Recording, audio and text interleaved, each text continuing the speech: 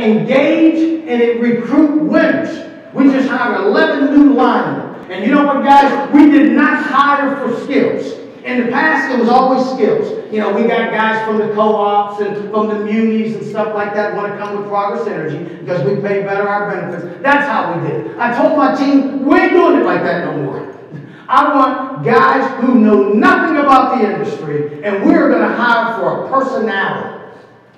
Listen to me now. Personality. We want to hire guys who automatically, are going to go the extra mile for a brother. Automatically. A guy who already is humble and kind. And I'm going to show you the kind of man that we're looking for. It ain't the tough, rough, personality that we like to personify as linemen and craft workers. It ain't that. It ain't the straight shooter. I'm so sick of straight shooters, I got rid of all my straight shooters. In the last 3 years, we've let go 8 people. They were all straight shooters. You know why? Because straight shooters can't never take it straight. All they can do is dish it out. We hired for personality. And we got 11 guys who are going to be the future of Progress Energy. Do you hear me? They don't know nothing about being a lineman. Not one single thing. We can teach them that. But they got good personalities. That's what you got to want. And I'm going to show you about that. And here's the tough part about pay the price. Get rid of those who don't measure up. That's the price. We just let a guy go before I came here last week. Well, 2 weeks ago, we had Irene. Everybody knows Irene came through North Carolina.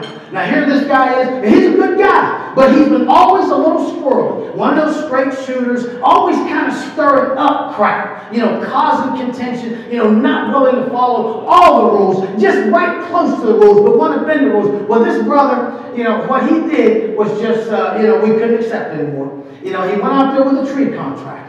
Okay, now here the tree contractor is depending on us. Tree on the line. Now you know good and well we're supposed to work between the grounds. And that's our policy. But it makes sense, don't it? I mean, the heck with it just being a policy, it makes sense to work between the grounds to ensure that you are safe and the person that's with you is safe. It makes sense. He let that guy go up there with an uninsulated chainsaw and hung no grounds. And this guy trusted that he did the right thing, and he did not do the right thing. Now, how many of them folks exist where you're at? How many years have you tolerated that because, oh, well, that's just the way Bob is? I mean, he'll get better. He ain't going to get better. And because you tolerated it, that's why you're not where you need to be today. Now, I'm going to talk real today, guys. Anyone don't like what I say, meet me outside. I'm prepared to back it up. Okay, because I know what I'm talking about. And I'm here with a message of change. That you can change if you want to and change your group. Now this is what it takes now. I walked around and tried to meet everybody and shake everybody's hands. I seen all kind of personalities. You guys are good folks here. You're good folks. I see it in your eyes. But it's going to take more passion, more care. And see, that's a tough one with men, see. Because, I tell folks, my leadership style is love, trust, commitment, and belief. And when I get there, guys are like, love, trust. I'm a hugger, right? I don't mind touching a brother and saying, hey, brother, I need you to be safe today. I don't mind getting close to a brother and knowing his family, knowing his kids, knowing what his hobbies are, knowing what he loves to do and how he can make a difference. I don't mind, trying to get a brother to get the best out of him, to bring his skills and talents to the group. I don't mind that. This is a big brother here. I don't mind touching this brother and saying, hey, I need you to be safe. He don't know me. He may be uncomfortable. But when he looks in my eyes and I say, hey, I need you to be safe today, he'll believe. That's where it comes from, guys. Care, leadership, drive, truth. We got to start telling folks the truth. When they ain't doing right, they're not doing right. When they're not doing the right safety practice, or they're not just doing the right work practice, you got to say something. Our eyes have been trained not to see because of who we know. That's the price. Courage. It takes courage to call someone out, to be kind, and it takes belief. Okay, now let me just read this real quick. This is who we are now. Everybody look at this. This is who you are. Leaders, able to influence the actions and opinions of others. Influence, we're going to talk about that because you're not using all your influence. Exhibit judgment in leading others to worthwhile. What better worthwhile than 0-0? Able to assume a role of authority as necessary. That's when the passion and care come. Advocate new ideas. Delegate. provide constructive feedback, able to be an example. Right? I've had to change my own driving behaviors because of my team. Right? You know, because they're like, well, Bob, you know, we want to make sure we do the speed limit. Now, cars are my hobbies, guys. And as you get to know me, I got 4 Corvettes. I used to drag race cars. I love cars. I love fast cars. But because of the team and me and calling me out as an example, I've had to use my cruise control. Something I never do. You know, I just trust my foot. You know, that ain't a good thing to do. But I'm using my cruise control. Look at that bottom, guys. Someone saw something in all of you guys. We have supervisors, superintendents, training coordinators. Somebody saw something in all of you guys. They looked and said, hey, you're a leader. You're a leader. You're going to be a leader. You know, they looked at it and they saw it in your eyes.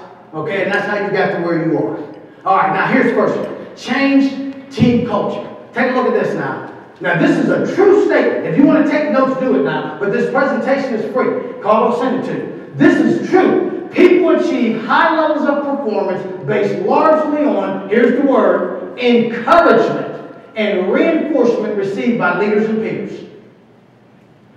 It is true. I have battle tested it. Okay? What you got to do next, here's step number 1, create a culture that's encouraging these things.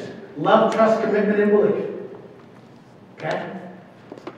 Now, look at this now. Love. Must have people that respect each other.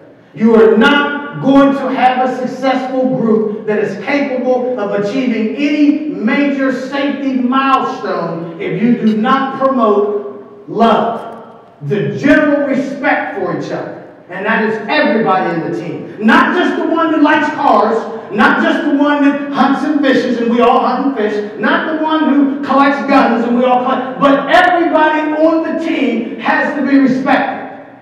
Now, we got rid of a guy 2 years ago because he wouldn't do that. And I say one thing about me now, I'm clear about what I want. And I want what I want because I know it's going to make a difference. And if a brother can't at least respect another brother or sister, he can't be on my team.